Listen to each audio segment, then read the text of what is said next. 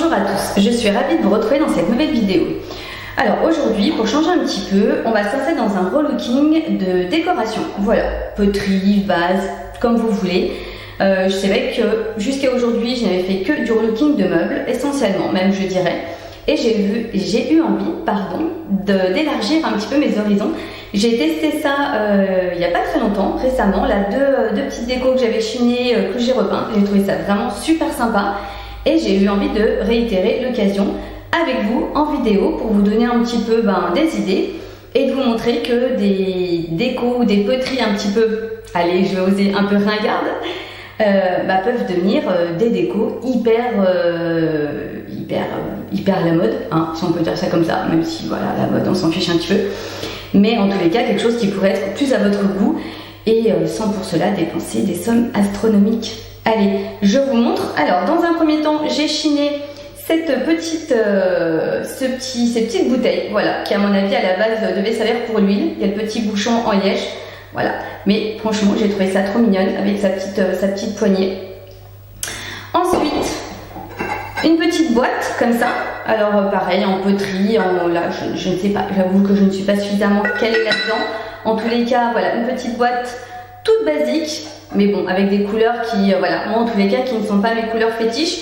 Donc on va remédier à tout ça après. Mais franchement, très sympa. Une jolie contenance. On peut vraiment la mettre où on veut. Et pour terminer, celle-ci. Voilà, vous allez peut-être trouver que c'est un petit peu too much. Je sais pas, mais en tous les cas, moi, je l'ai vraiment flashé. Avec son petit couvercle. Voilà, ça fait un peu petite cafetière. Mais vraiment, voilà, une forme hyper originale. Des couleurs hyper tendance. Non, je plaisante, on est bien d'accord. Mais voilà, en tous les cas, j'ai vraiment eu un petit coup de cœur pour celle-ci. Donc voilà, donc on va relooker ensemble ces trois petites décos. Je vais vous montrer un petit peu les étapes essentielles et nécessaires si vous souhaitez faire la même chose chez vous. Parce que vous allez voir, il n'y a rien d'extraordinaire.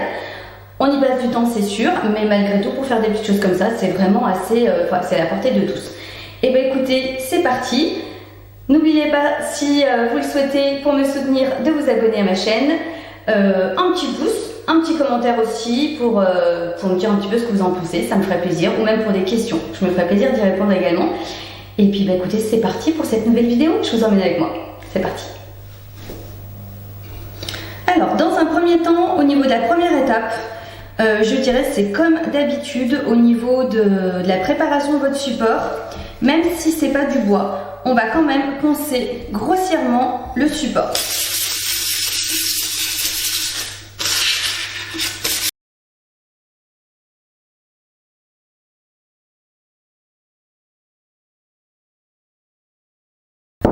Deuxième étape, vous venez donc nettoyer tout ça pour enlever la poussière, matifier votre support avec de l'acétone. Toujours, moi ça reste malgré tout ce que je me sers systématiquement et je pense, voilà, vous humidifiez votre chiffon propre.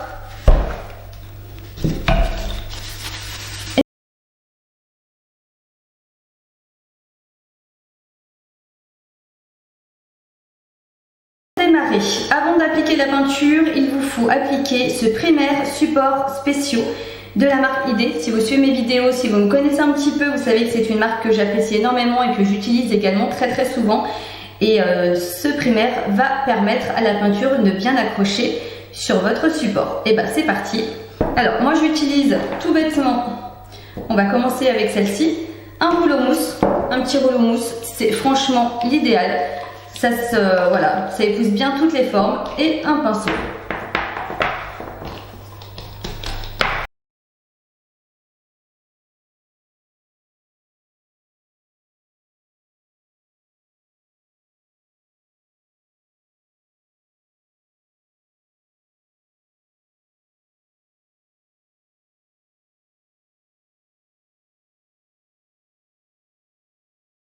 On va pouvoir attaquer la peinture.